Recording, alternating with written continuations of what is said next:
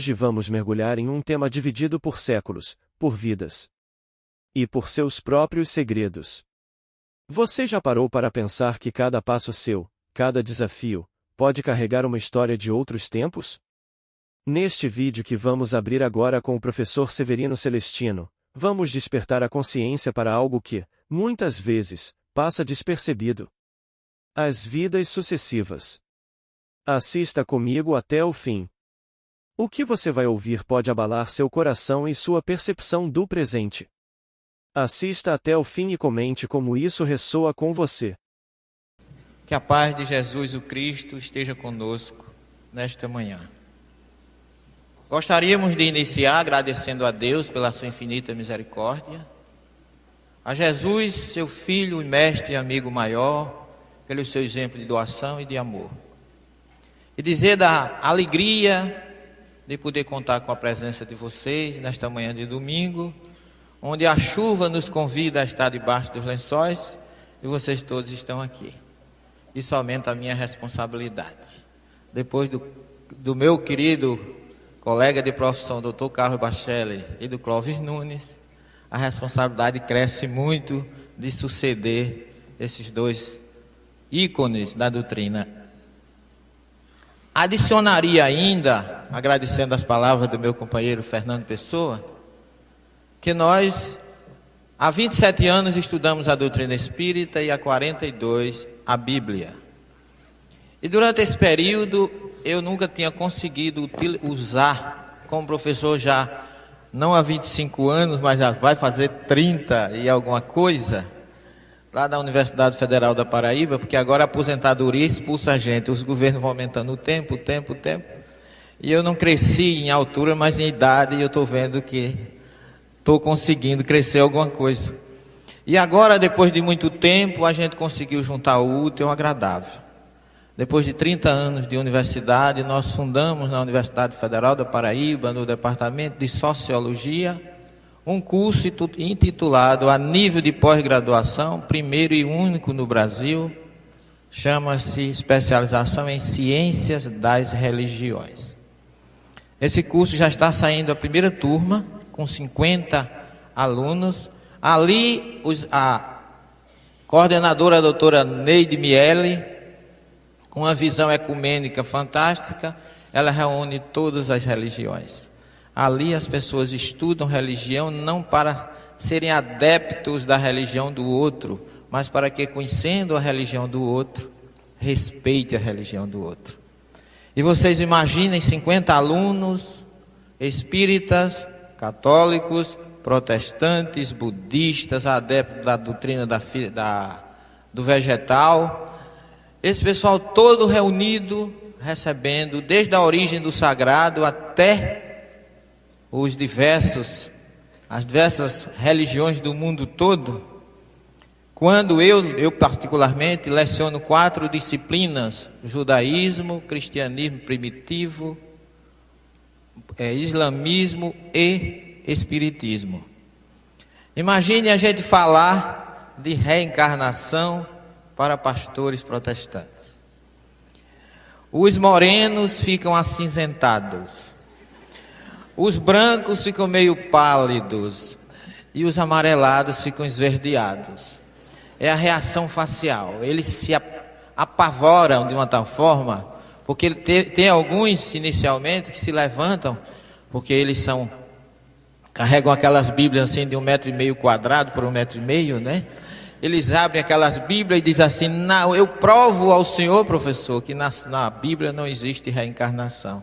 Eu digo: você prova na sua Bíblia em português e mal traduzida, mas no original não é isso que está aí.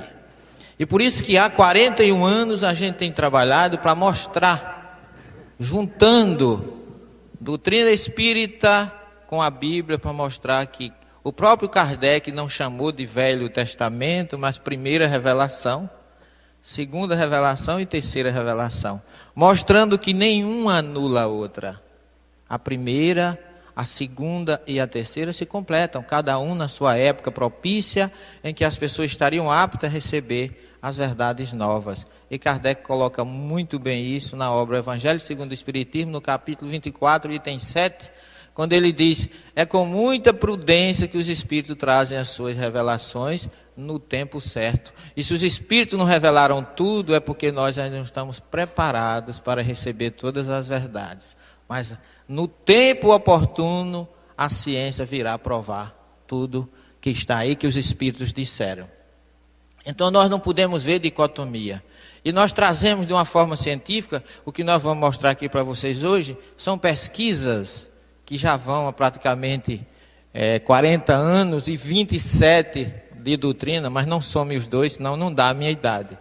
Foram algumas coisas paralelas, né? Porque eu fui católico, 27 anos, quase padre, ia fazer colégio para o brasileiro em Roma, ia fazer teologia em Roma, mas a mediunidade me puxou do catolicismo e eu encontrei respaldo na doutrina espírita, mas ficou uma lacuna muito grande daquele que lia o breviário em latim diariamente, já abraçar a doutrina espírita. E foi o próprio Evangelho, por incrível que pareça, que me fez isso.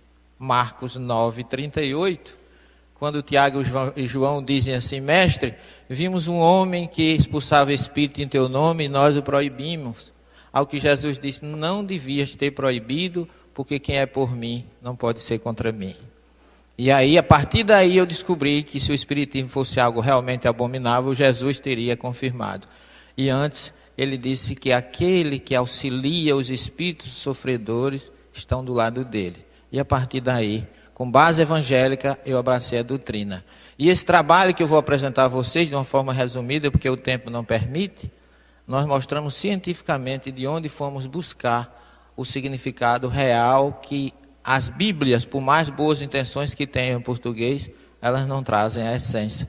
Porque o hebraico não é uma língua que se possa entender simplesmente através de seus vocábulos, porque suas letras são símbolos e representam também números. E daí, não é necessário só a fé, mas, sobretudo, o conhecimento. Tem pessoas que, mesmo assim, eu costumo dizer lá, os pastores que dizem que negam ou tentam negar a reencarnação na Bíblia, e eu costumo dizer: reencarnação não é para ser negada, reencarnação é para ser vivida. Porque mesmo vocês, aí eu digo, eles se ajeitam na cadeira, mudam de posição, eu digo, vocês gostando ou não gostando, vão reencarnar assim mesmo. Não adianta, porque é uma misericórdia divina, está para todos nós. A gente gosta de dividir tudo, não é? Ninguém gosta de pagar nada à vista, não é? Qualquer coisa no cartão, divide em N prestações e vai a fim.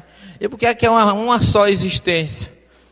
Então nós estamos sendo incoerentes, a gente parcela tudo, mas as vidas não. Está aí todas as religiões do hinduísmo, do budismo, do zoroastrismo. Os drusos, que são um grupo que vive na Líbia, no Sírio, lá no Oriente, eles são tão reencarnacionistas, dizem que eles são descendentes dos árabes, que quando morre um druso, uma criança, ou um jovem, ou alguém da família de um druso, ele começa a procurar na família do outro. Se nascer alguém com as características do seu ente querido do passado, ele considera que é seu filho, seu irmão, seu tio, seu pai, que nasceu numa outra família. E aí o considera como se fosse aquela pessoa agora numa nova família. E o judaísmo está cheio disso. E a gente não gosta de ouvir, porque é muito mais cômodo, me desculpa a expressão, ir para o céu com tripa e tudo, do que fazer um esforço para poder chegar diariamente, porque costuram muito jogar na nossa cara: os espíritas não acreditam em salvação. Acreditamos sim, só que a nossa crença na salvação é completamente diferente. Nós não acreditamos numa salvação gratuita, mas construída diariamente com um esforço especial e com a vontade de crescer. Isso é que é a salvação perante a visão da doutrina. Hoje melhor do que ontem, amanhã melhor do que hoje. Tem que ser esse. E não simplesmente a crença. Agora precisamos realmente confiar na misericórdia divina e ter certeza de que Deus provê a tudo a cada momento para todos nós. Conta uma história muito interessante, que um rabino estava numa fila, numa daquelas estações da Rússia, o sol a pino, meio-dia, e ele lá na fila, passa um discípulo e vê o mestre naquele sol candente e terrível, né? Aquele sol assim tipo nordestino, que a gente conhece muito bem. E aí ele se compadece do seu mestre, diz assim: mestre, por gentileza, sente aqui um pouquinho na sombra, me aguarde que eu vou tirar a passagem para o senhor. E ele se senta, e o discípulo vai lá, rompe aquela fila todinha, retira a passagem, entrega para ele, está aqui, mestre, sua passagem. Ele diz, meu filho, muito obrigado. Deus lhe abençoe por isto. E aí ele vai saindo para pegar o trem, aí o discípulo disse, mestre, eu também vou viajar. Eu vou para uma outra cidade, mas o dinheiro que eu tinha, eu comprei a passagem do senhor. O senhor não entendeu, eu fiz o favor, senhor, mas não disse que eu ia pagar a sua passagem de graça. Eu agora fiquei sem, eu não tenho mais dinheiro para viajar. Aí o mestre simplesmente olha para ele e diz assim, meu filho, eu também não tinha. Eu fui para a fila e Deus mandou você. Agora entre na próxima fila. Se você tem confiança, Deus com certeza vai mandar alguém para tirar a sua passagem. Então a gente muitas vezes não confia. A gente basta que esteja pronto. Você está pronto, Deus lhe utiliza da melhor forma possível. É só ter confiança. Através disso é que a gente entende como Deus está quase sempre, como diz a música, nos carregando nos braços. Porque Ele provê tudo. E tem uma história, não é espírita não essa história, a história é judaica. De um cidadão, comerciante, ia muito bem nos negócios, tinha 4 filhos, 3 homens e uma mulher. Os filhos, apesar dele dar-lhe, fornecer-lhe tudo que era material, todos os bens, eles não correspondiam. E a filha única só queria viver de festa, nunca tinha arrumado um sentido para a sua vida. E aquele homem era profundamente infeliz, porque tinha dinheiro, tinha posição, mas não organizava a sua família. E aí ele soube que naquela cidade tinha um grande mestre que poderia resolver o problema dele. E ele disse, mestre, eu vim aqui lhe consultar porque me disseram que o senhor é muito sábio, eu queria que o senhor resolvesse o meu problema. Disse, qual é o seu problema? Eu sou casado, tenho 4 filhos, não querem absolutamente nada. Minha esposa também só vive de lojas de ajeitar o cabelo, aquelas coisas que as mulheres do Recife não fazem, né? E aí eu gostaria que o senhor me desse uma solução para o meu problema, que eu estou numa situação muito difícil. Ele disse, olha, você vai à cidade de Córdoba, fica aqui a uns 200 quilômetros, que lá o senhor procura um cidadão de nome Boaz, que ele vai resolver o seu problema. Aí ele disse assim, mas o senhor não poderia me dizer logo aqui, não, nós gostamos das coisas muito imediatas, né? O senhor não dá para resolver aqui não, você sair tão longe, são 6 dias para ir lá, 3 idas e 3 voltas, tem que alugar uma charrete, naquela época não tinha carro, a história é antiga. E aí ele disse, como é que eu vou fazer? Ele disse, não, meu filho, a sua ideia é essa, vá procurar Boaz na cidade de Córdoba, que ele é quem vai solucionar o seu problema. E ele meio a contragosto, mas pensando, quem sabe se esse Boaz não tem um rapaz e vai casar com a minha filha e vai resolver o problema. Já entusiasmado, pegou uma charrete e foi. Viajou 3 dias na poeira. Quando ele chega na cidade, ele para na entrada da cidade de um cocheiro que está ali arrumando uma ração para os seus cavalos. Ele diz assim, o senhor conhece Boaz? Ele disse, Boaz não, senhor, nunca ouvi falar. Aí ele disse, mas como é que você não conhece Boaz? Deve ser um homem muito importante, que o mestre me mandou vir aqui procurá-lo, e você não conhece, então você deve ser uma pessoa muito mal informada. Eles perguntam ao açougueiro, quem sabe se o açougueiro não conhece Boaz? Ele disse, é mesmo, aí foi lá no açougue e disse, olha, o senhor conhece Boaz? O açougueiro disse, nunca ouvi falar nesse homem. Mas como você daqui da cidade, esse homem é um homem importantíssimo, e o senhor vem me dizer que não conhece? Eu disse, não conheço. Mas quem sabe o carteiro, que distribui as correspondências, o carteiro conhece todo mundo. Ele foi ao carteiro e a resposta também foi muito negativa. Ele disse, e agora, o que é que eu faço? Alguém disse assim, procure o mestre da cidade, o pároco, que ele conhece. Todo mundo. Infelizmente, o pároco também lhe disse que não conhecia o Boaz, mas tinha uma senhora idosa, 103 anos, disse, essa mulher ela tem um quengo, apesar de ser idosa, mas ela tem uma memória muito boa, ela deve conhecer, porque ela conhece todo mundo aqui.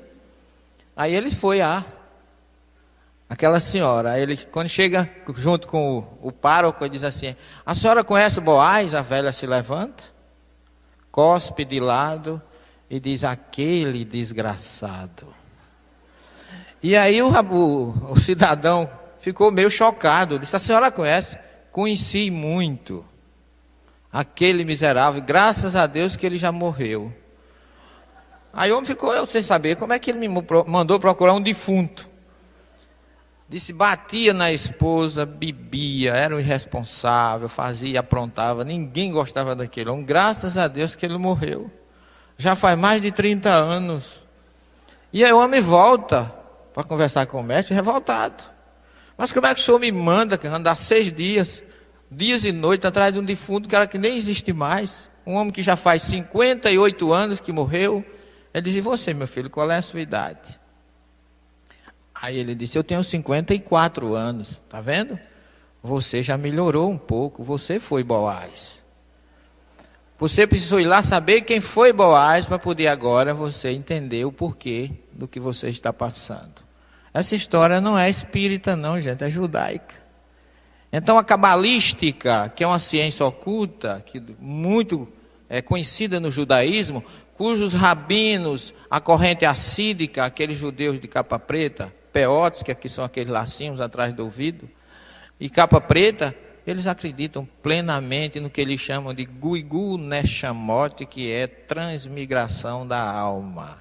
O Guigal em hebraico é roda, rodas da alma, como chama o sânscrito, com rodas, como chama o budismo renascimento, como chama os gregos metempsicose. Então, não foi Kardec que criou a reencarnação, ele a trouxe de outras religiões, e segundo o meu próprio professor de hebraico, um judeu, ele disse que foi da Bíblia que Kardec retirou a reencarnação, porque quando eu descobri, estudando hebraico com ele, que ele era judeu, e ele me perguntou certa vez, vocês protestantes, ele achava que eu era protestante, porque a maioria dos alunos dele são protestantes. Eu digo, não, o senhor está enganado, professor, eu não sou protestante, eu sou espírita e reencarnacionista.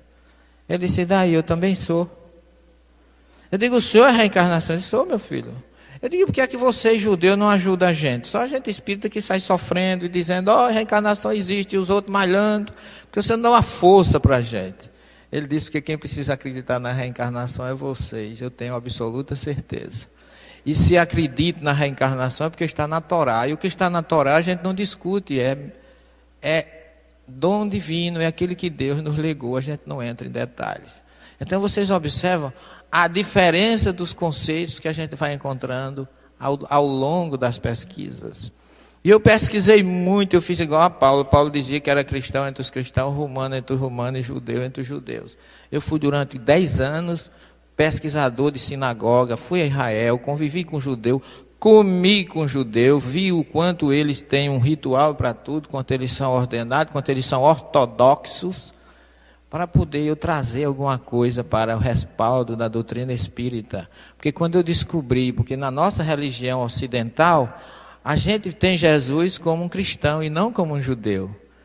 Jesus nasceu, viveu e morreu como judeu. Quem quiser conhecer Jesus, vá ao judaísmo. Não procure no cristianismo. O cristianismo foi fundado por um pagão, Constantino, no século IV da nossa era. Jesus não fundou religião nenhuma e nem frequentou igreja nenhuma. Se ele frequentou alguma coisa, foi a sinagoga, como está nos evangelhos. Então, eu fui conhecer o judaísmo e Jesus quando eu fui buscá-lo lá no meio judaico. E aí a gente vai entender o Jesus que nós cristãos ocidentais o transformamos e até o desnaturalizamos.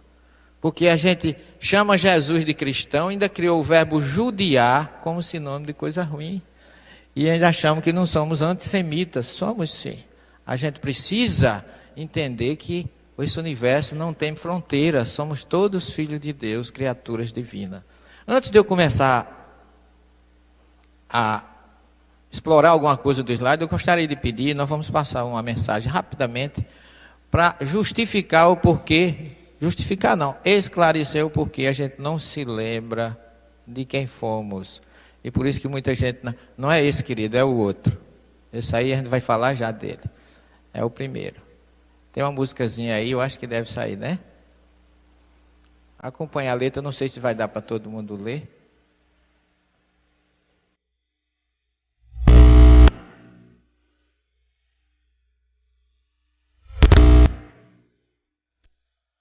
Problema de som.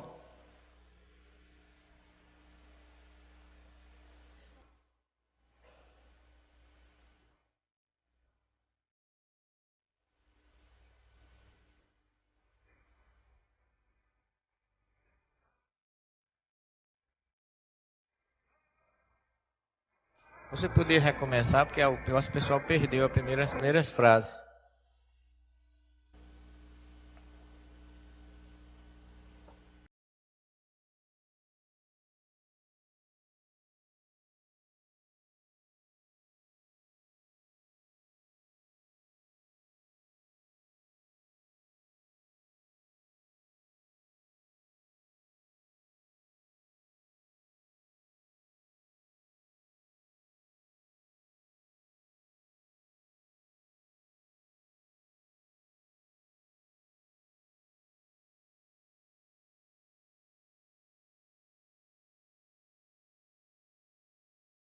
Fizemos ou dos sofrimentos que passamos, dos inimigos que nos prejudicaram ou daqueles a quem prejudicamos, não teríamos condições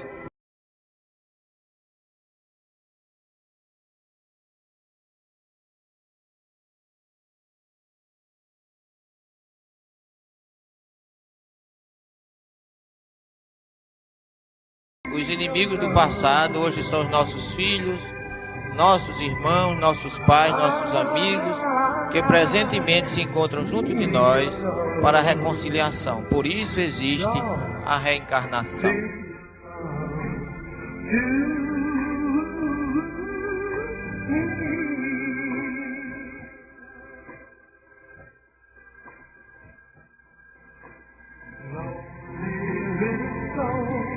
Certamente hoje estamos corrigindo aqui eu perdi. Tinha alguém sofrendo, eu perdi, aí não está dando para ler direito. Mas é um reforço da convivência pelo esquecimento, que é uma das misericórdias divinas.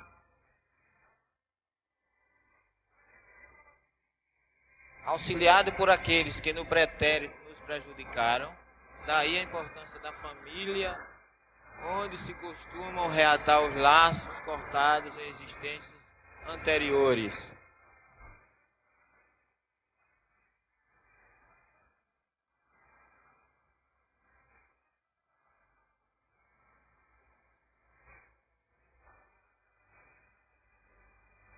E certamente desta forma, perdi aí também, desculpa, eu não estou muito próximo, não estou conseguindo ler.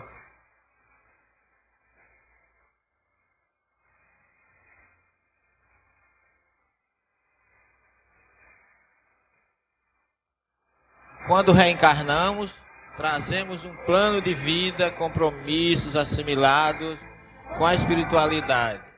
E por isso nós mesmos é quem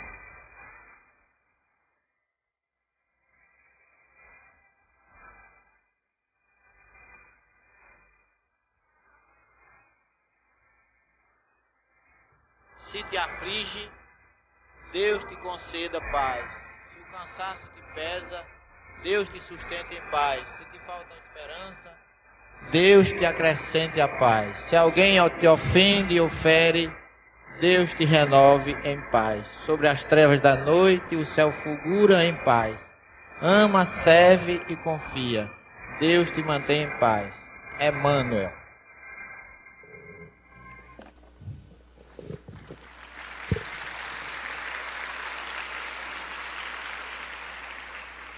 Agora você pode, por gentileza, abrir o outro. Aí eu vou mostrar alguma coisa que nós temos ainda uns 40 minutos, eu acho, não sei. E eu queria mostrar algumas provas cabais na origem da língua hebraica da reencarnação na Bíblia. Esta árvore aqui simboliza a árvore que Paulo fala na sua carta aos Coríntios, que a semente deve ser replantada.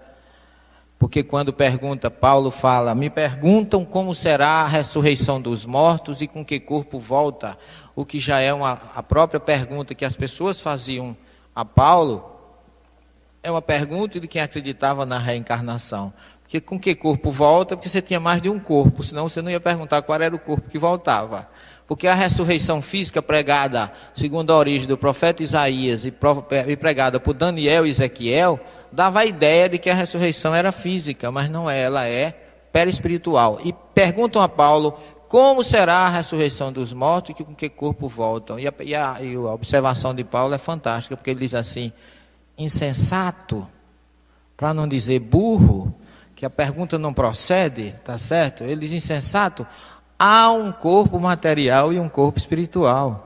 Semeado o corpo material, ressuscita o corpo espiritual. E ainda na mesma carta aos Coríntios, ele diz assim, nem a carne nem o sangue herda o reino dos céus. Portanto, pode dar mais um toquezinho aí, meu filho. A árvore é um símbolo judaico da reencarnação e da resistência, porque a árvore, nas tempestades, elas se curvam, nas ventanias ela se curva, mas não se quebra, depois retorna à sua posição. Ela tem raízes fincadas no solo, ou seja, nós precisamos de base e tem folhas para relacionamento com o mundo. Então a árvore é um grande exemplo de vida para todos nós. Pode passar. Dê mais um toque. Eu queria mostrar que antes da gente chegar na terra, Deus foi tão misericordioso conosco que Ele preparou tudo isso da melhor forma possível. Ele criou simbolicamente o Jardim do Éden, que é a nossa casa, é o nosso planeta, é a nossa cidade, é o local onde vivemos, para que nós chegássemos e encontrássemos a casa arrumada. Pode dar mais um toque. Vamos correr um pouquinho, senão a gente não vai poder explorar tudo o que deseja.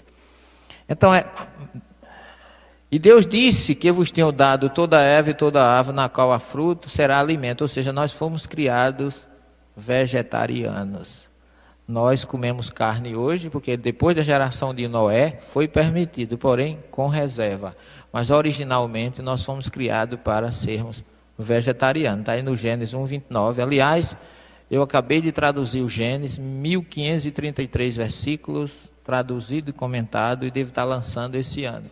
Já foi revisado em Israel 3 vezes, o texto hebraico, agora está sendo revisado o português, mas deu um trabalho, já vai com quase 5 anos que eu trabalho nisso. E se Deus quiser, nós vamos lançar isso ainda este ano. Pode passar, querido. É uma obra fantástica. Ali tem tudo. Fala até de Jesus. Pode passar.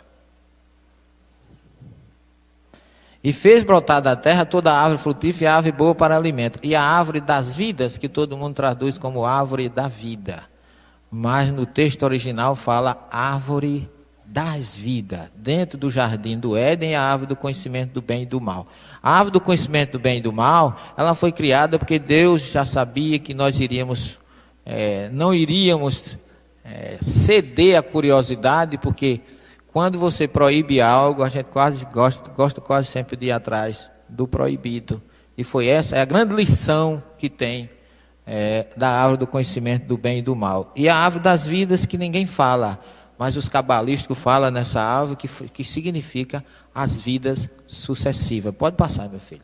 Agora vai aparecer umas letrinhas aí meio estranhas, vocês não ignorem, que a princípio parece que estão de cabeça para baixo, mas não está, é o texto que é meio estranho. Eu vou tirar o microfone aqui um pouquinho, para dar uma... Eu grifei aqui, vocês podem ver, Ve'etz Hahaim. A palavra Haim, em hebraico, vida, não existe no singular. Pela sua própria origem, ela já é plural, o que significa que Deus não nos criou para uma só existência, criou para existências sucessivas. Então aqui, ó, Ve'etz, etz em hebraico é árvore, e a árvore Hahaim, das vidas, e não só de uma vida. Bitor Hagan, dentro do jardim. E a árvore Raetz, Raá, Tovir, a árvore do conhecimento do que é bom e do que é ruim. Gênesis 2:9. Dê mais um toque, meu filho. Ali não está muito.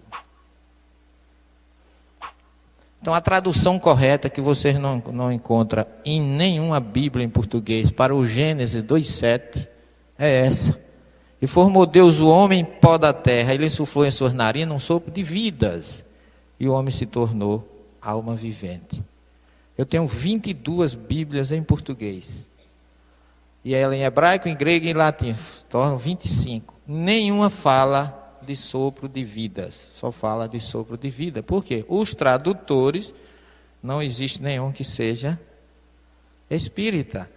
E quase sempre os tradutores ocidentais são os protestantes e os católicos. E nenhum acredita, ou se acredita, não convém falar, porque eu tenho um grande amigo, o arcebispo da Paraíba, Dom Aldo Pagotto, que ele é reencarnacionista e acredita nos fenômenos mediúnicos, que nós falamos disso abertamente, sem nenhum constrangimento. Estou até para entrevistá-lo no nosso programa do Mundo Maior. Pode passar, eu vou mostrar aqui, porque aí a gente mostra e diz assim, ninguém acredita, né? Porque não viu. Dê mais um toque. Aqui você vai ver. Olha aí, que é o texto original do Gênesis 2:7. Vai ser Yahvé Elohim, e formou Yahvé Elohim, Deus. Aqui tem Yahvé, que é ligado ao homem, e Elohim é criado à criação. São duas entidades, dois nomes distintos. Etz Hadam, olha, e formou Deus. Etz é uma partícula que é objeto direto em hebraico. Adão. Ha-Adam. A palavra Adão vem de Adamá. Adamá em hebraico é terra.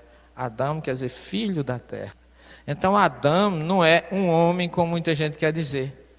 Adão nunca foi um homem. Adão é homem e mulher junto.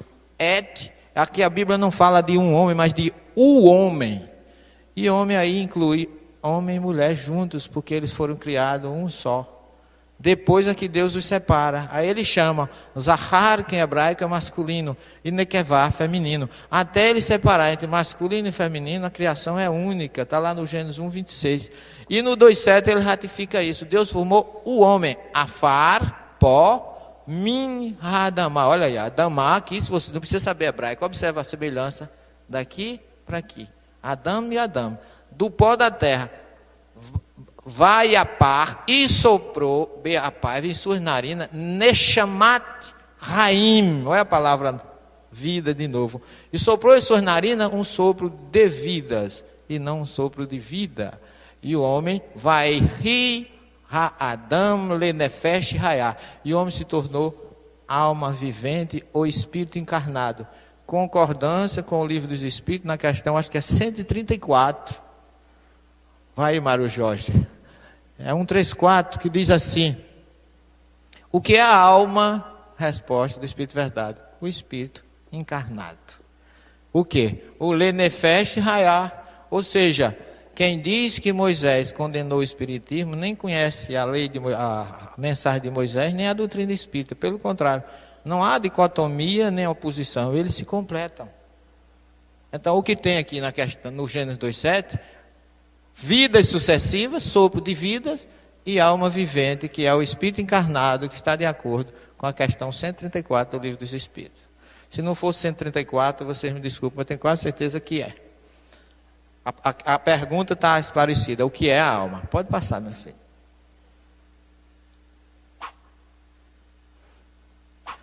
E aí vem uma questão que todo mundo tem dúvida. E a ressurreição? O que é a ressurreição?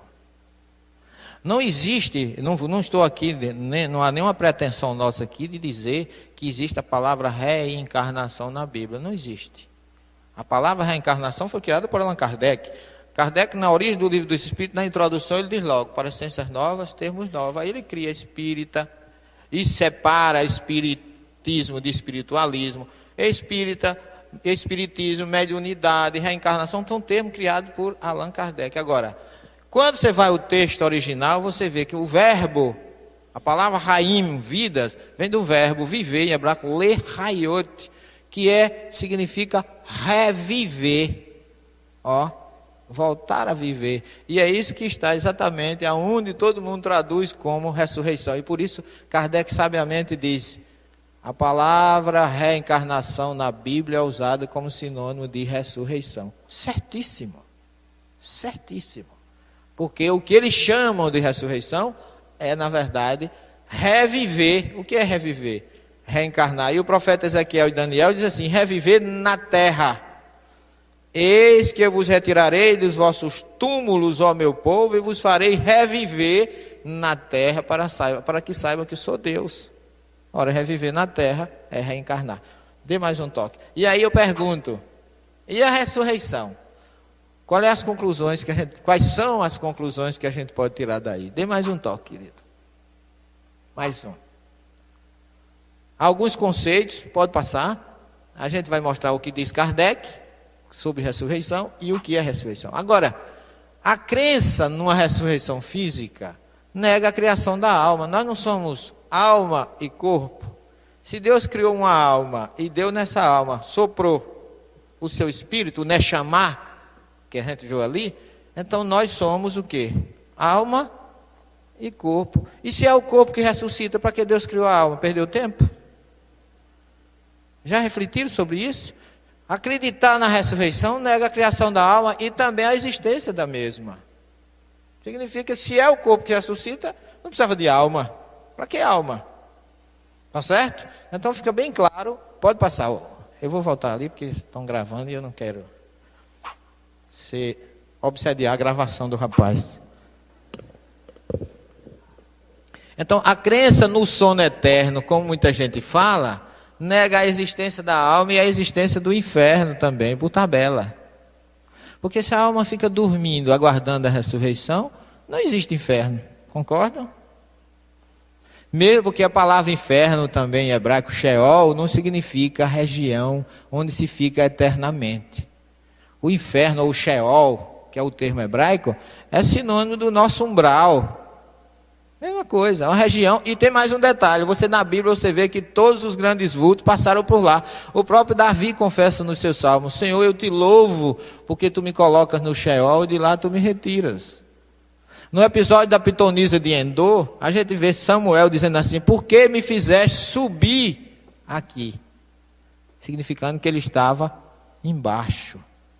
Nós espíritas é que somos meio brastempo, ninguém quer passar no umbral, né? A não ser para visitar um amigo, uma coisa. A gente acha que não vai, quem vai é o outro que está obsediado. Mas todo mundo vai dar uma passadinha lá, ninguém nem se preocupe, viu? Também não fique triste não, que hoje é domingo, né? Não estou pregando terror para ninguém, mas que vai, nem que seja em visita. O próprio Evangelho de Pedro, ele fala que Jesus desceu. Jesus não foi lá aos umbrais pregar os espíritos que estavam lá, desde o tempo de Noé. Está lá na primeira epístola de Pedro, e está no apócrifo, que é o Evangelho de Nicodemos, também fala. São duas partes: os atos de Pilatos e a descida de Jesus aos umbrais. Pode passar, filho.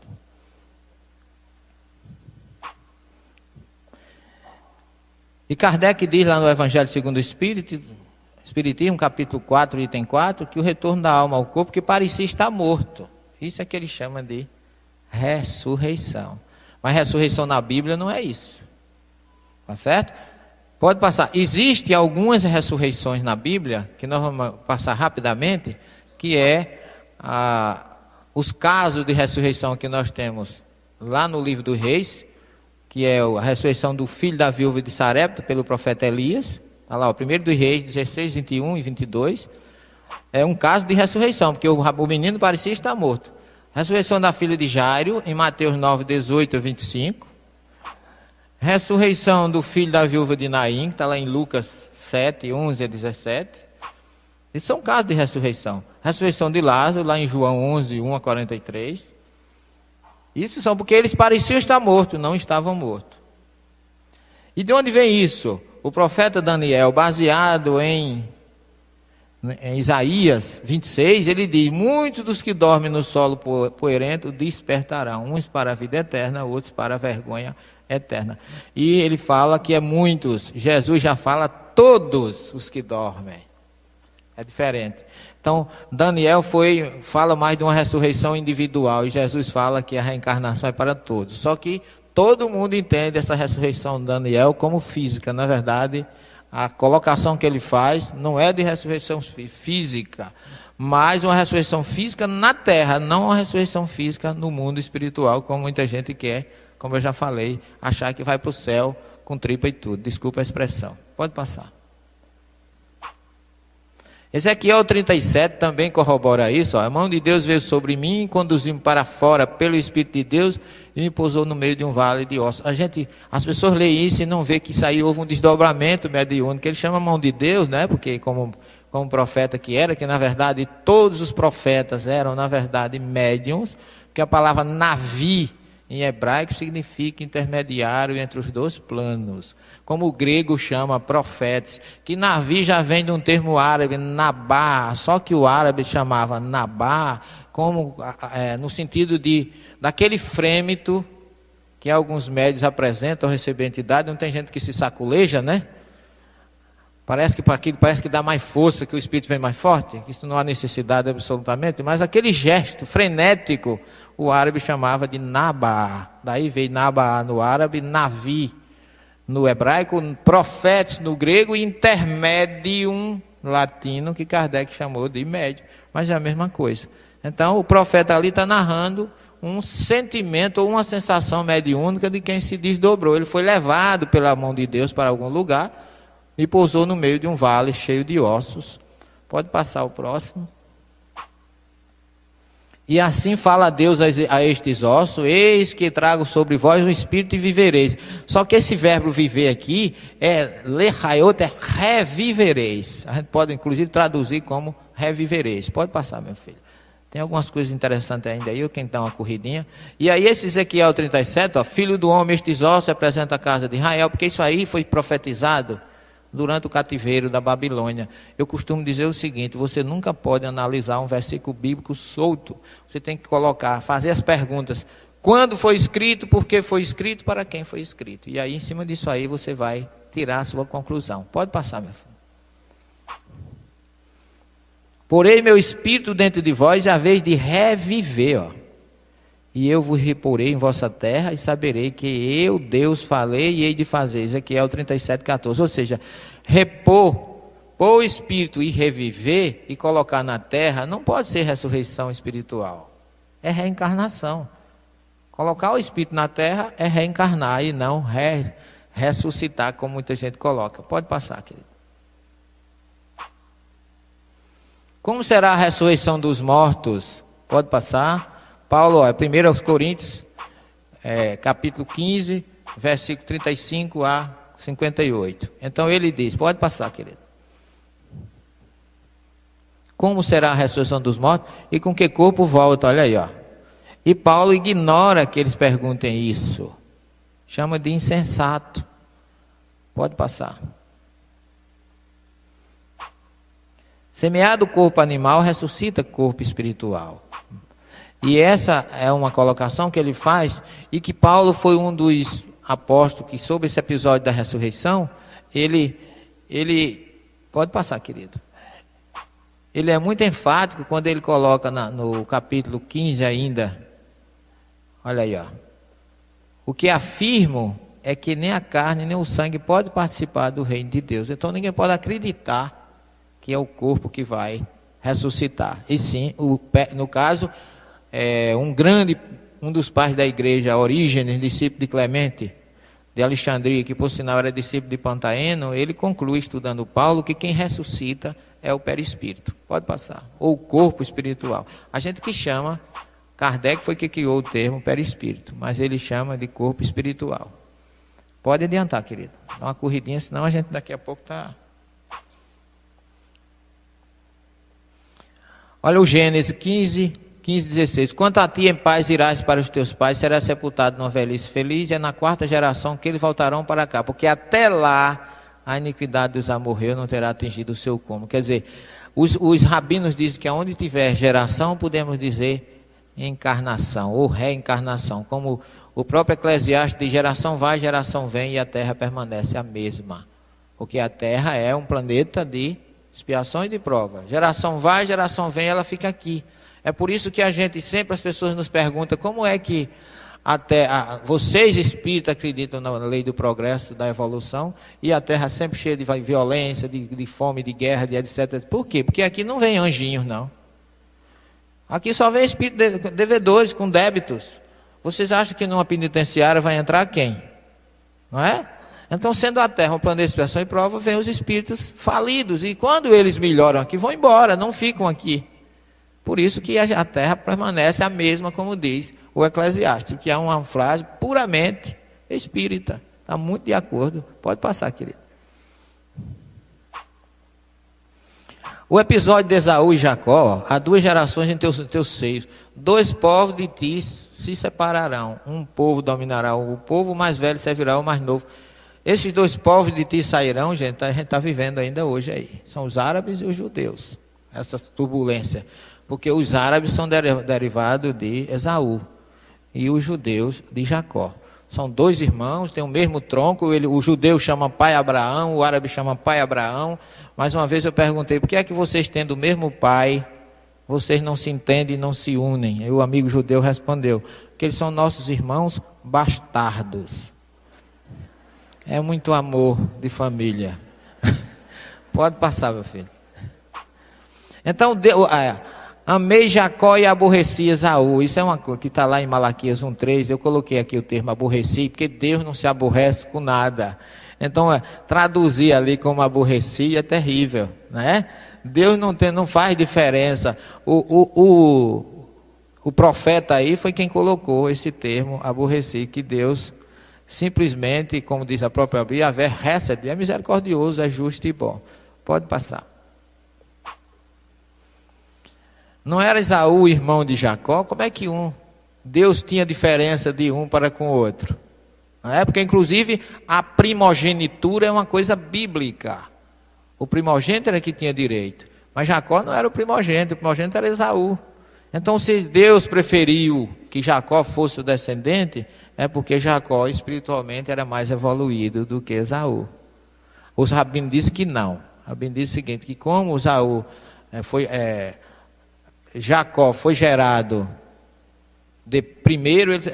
depois ele saiu primeiro, Esaú. Então ele era, o Jacó foi o verdadeiro herdeiro porque ele foi gerado depois. Desculpe, é como se você colocasse duas bolas dentro de um copo grande e não sai uma de cada vez. O que foi gerado primeiro, sai depois. Então Jacó foi gerado primeiro, por isso que ele foi o herdeiro. Entendeu? Pode passar, querido. E Orígenes estudou isso muito bem. Eu sou o teu Deus, sanciona o pecado dos pais sobre os filhos na terceira e quarta geração. Êxodo 26:7, 34, 6 e 7. Não tem nenhuma Bíblia que faça essa tradução.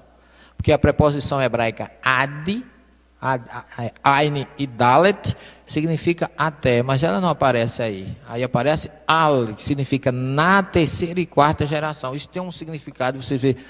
Duas letrinhas mudam completamente o sentido, porque quando a gente diz que Deus sanciona o pecado dos pais sobre os filhos até a terceira geração, significa que o filho está pagando pelo pai e o pai pelo filho. Mas Ezequiel diz assim: precisamos acabar com este provérbio em Israel de que os pais chupam uvas verdes e os dentes dos filhos desbotam. Não, nem o pai paga pelo filho, nem o filho pelo pai. Se é o pai que erra, é o pai que paga. Se é o filho que erra, é o filho que paga. Então, como é que Deus podia punir até a terceira e a quarta geração? Você chega no texto original, você encontra que Deus, sim, ele sanciona na terceira e na quarta geração. Por quê?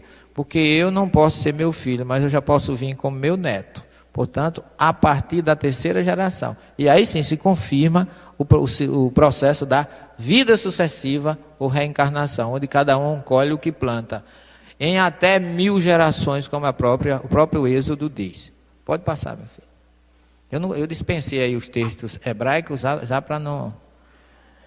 Os teus mortos voltarão a viver, os seus cadáveres ressurgirão. Despertai e cantai vós que habitais o pó, porque o teu orvalho será um orvalho luminoso e a terra dará luz aos mortos, ou às sombras. Por quê? Porque reencarnando aqui você cresce. Isso é Isaías 26:19. Foi essa citação de Isaías quem originou Daniel e Ezequiel colocar os termos de ressurreição e não reencarnação. Porque ninguém conhecia ou vida sucessiva, mas na verdade, os teus mortos voltarão a viver. O verbo hebraico lá está colocado no completo, no futuro, iriu, ou seja, reviverão. Ou seja, reencarnarão, se a gente colocar na ótica doutrinária. Pode passar.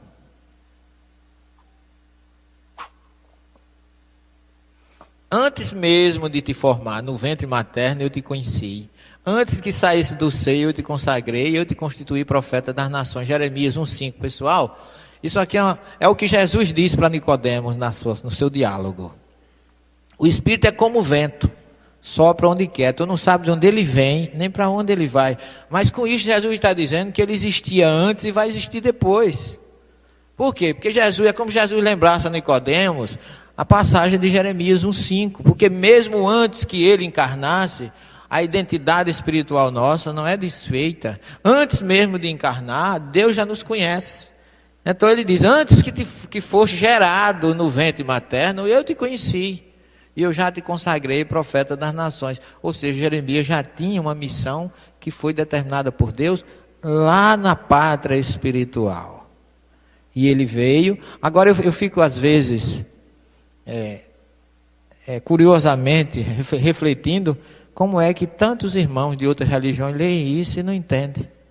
Eu acho que é porque Jesus disse que falava de uma forma que as pessoas vendo não enxergavam e ouvindo não entendiam. Eu acho que deve ser por isso que ninguém vê tanta realidade, que para mim, para nós, eu acho que não existe nenhuma dúvida disso aí, que se trata de um processo reencarnatório que nós, antes de chegar aqui, já escolhemos.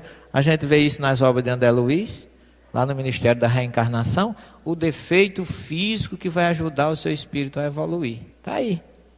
O que acaba de ser revelado vai além dos padrões da vida atual. Quando reconhecemos que carregamos vidas passadas, com aprendizagens, karmas e dons, despertamos para uma responsabilidade poderosa. Ressignificar. Reflita. Que legado você chegou para resgatar?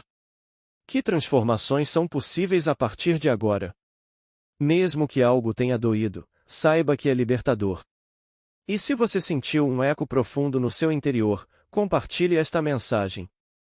Finalizamos aqui essa primeira parte. Nos acompanhe logo em seguida com o vídeo 2 dessa mensagem tão importante. Ela pode ser a chave que alguém precisa. Compartilhe com quem busca respostas na alma. E se inscreva para continuarmos juntos nessa jornada de cura e expansão espiritual.